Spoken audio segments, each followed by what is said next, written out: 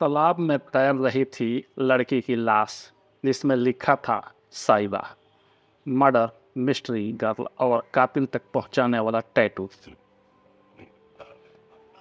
कातिल कितना भी चालाक हो वो कोई ना कोई सुराग छोड़ ही देता है, लेकिन यहाँ कातिल ने कोई सुराग नहीं छोड़ा और न ही कोई गलती की। तालाब में तैर रही एक लड़की की लाश 3 दिन तक मिस्ट्री बनी रही। न नाम का पता, न कोई जानने वाला। ऐसे में एक टैटू ने खोले कत्ल के सारे राज। Greater Noida police control room के पास एक फोन आता है। हेलो, बिसरक इलाके के तालाब में एक खूबसूरत लड़की की लाश तैर रही है। ये कॉल एक लोकल आदमी की थी। इस फोन के आने के बाद इलाके की पुलिस टीम मौके पर पहुंचती है। लाश तब भी पानी में तैर रही थी। लाश को बाहर निकाला जाता है, जांच शुरू होती है।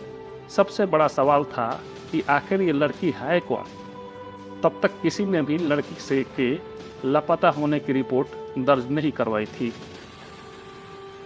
आसपास छानबीन शुरू की गई, लेकिन लड़की का कोई पता नहीं चल पाया। अब लाश को पोस्टमार्टम के लिए भेजना था। जांच के दौरान एक बात सामने आई। लड़की के हाथ में एक टैटू बना हुआ था। इस टैटू में लिखा गया था साइबा। तो क्या साइबा इस लड़की का नाम था, या फिर इस लड़की ने किसी और के लिए अपने हाथ में टैटू गुदवाया था। लाश को पोस्टमार्टम के लिए भेजा गया। 3 दिन बीत गए। पोस्टमार्टम की रिपोर्ट आ चुकी थी।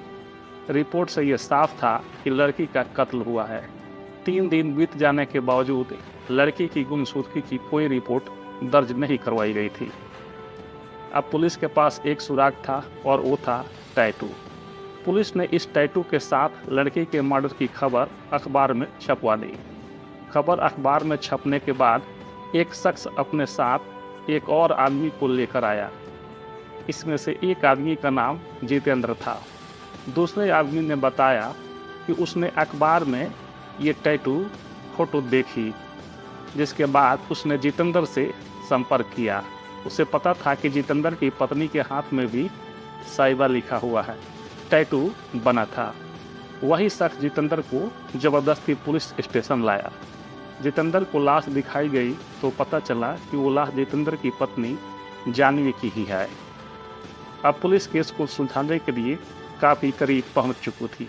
जितेंद्र ने अपने आसपास के लोगों को बताया था कि उसकी पत्नी उसके बीच 16 मई के दिन झगड़ा हुआ था, जिसके बाद वो अपने मायके चली गई।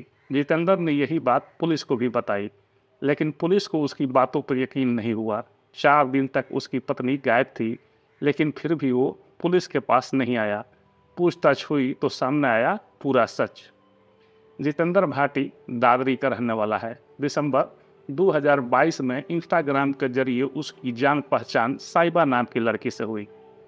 दोनों के बीच दोस्ती बढ़ने लगी। उसके बाद दोनों ने भागकर शादी करने का फैसला किया। दोनों अपने परिवारों से अलग शादी करके गाजियाबाद की सुदामापुरी कॉलोनी में रहने लगे। कुछ महीने तो सब कुछ ठीक ठाक रहा। उसके बाद साइबा जितेंद्र से उसके परिवार से मिलने की जिद करने लगी। जितेंद्र को ये मंजूर नहीं था। दरअसल साइबा जितेंद्र से उम्र में काफ़ी बड़ी थी। जितेंद्र की उम्र 22 साल थी, जबकि साइबा 35 साल की थी। बस इस बात को लेकर दोनों में झगड़े शुरू हो गए। जितेंद्र ने साइबा को अपने रास्ते से हटाने का मन बना लिया। मई के महीने में इन दोनों ने गाजियाबाद से घर शिफ्ट कर नोएडा हैबतपुर में किराए में एक मकान लिया। यहाँ आने के कुछ दिन बाद ही 16 मई के दिन इसने अपनी पत्नी का कत्ल कर दिया और लाश को बिसरख के एक तालाब में फेंक दिया। अगर लड़की के हाथ में वो टैटू न होता तो कातिल का सुराग मिलना बेहद मुश्किल हो जाता।